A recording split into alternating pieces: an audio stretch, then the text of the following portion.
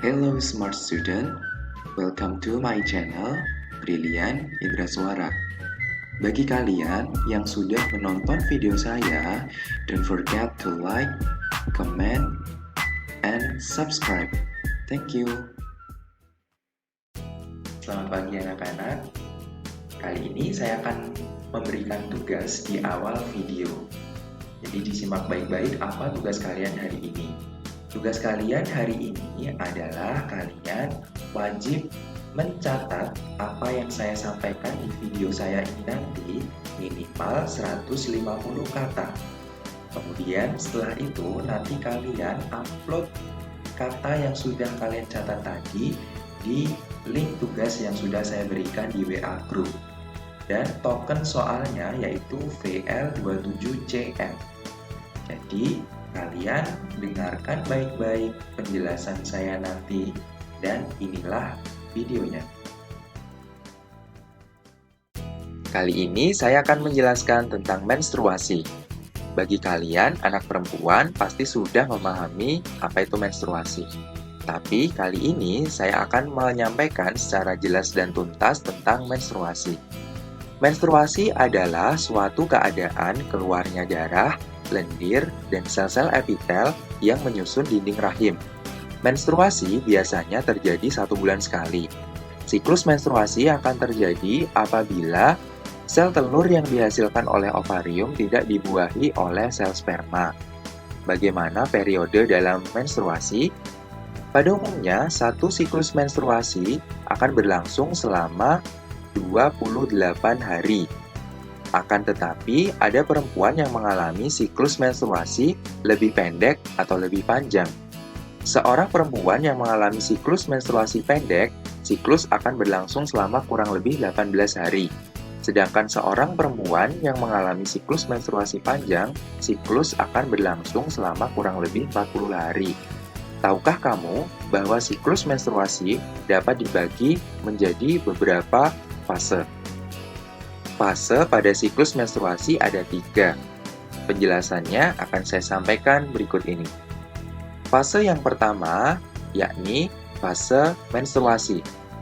Pada fase ini ditandai dengan otak pada bagian depan, tepatnya di hipotalamus, akan mengeluarkan hormon yang bernama FSH atau Follicle Stimulating Hormone. Hormon ini fungsinya untuk memicu berkembangnya folikel dalam ovarium. Folikel ada beberapa yang berkembang, namun hanya ada satu folikel yang terus berkembang tiap bulannya. Pada awal perkembangannya, folikel menghasilkan hormon estrogen.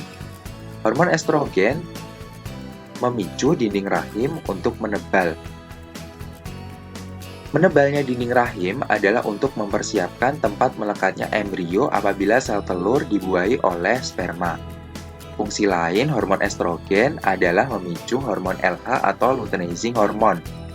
Hormon LH terus diproduksi dan meningkat secara mendadak.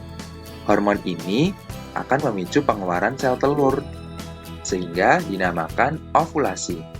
Keseluruhan proses ini dinamakan dengan fase proliferasi.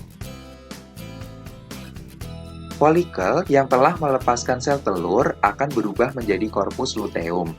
Sel telur yang telah diovulasikan akan ditangkap oleh fimbriae dan akan bergerak menuju tuba Fallopi.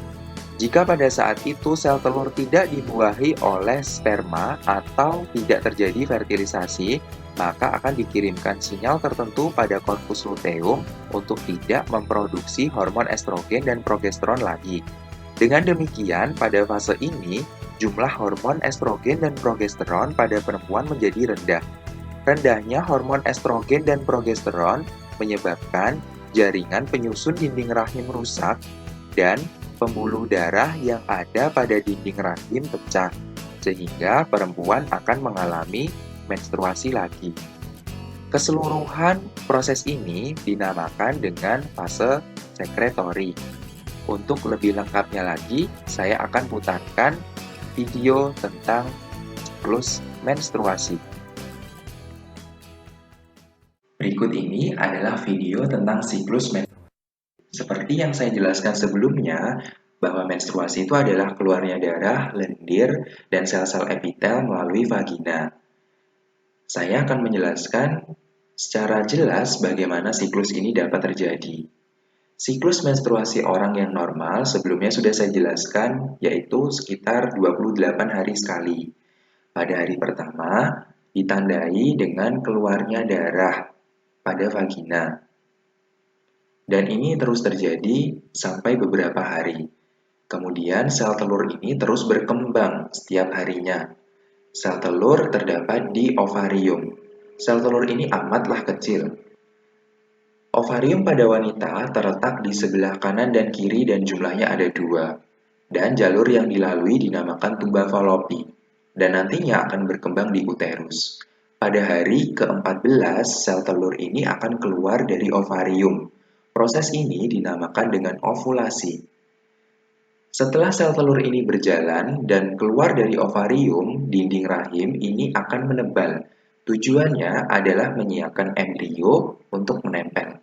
Apabila sel telur ini dibuahi oleh sel sperma, maka si perempuan akan hamil.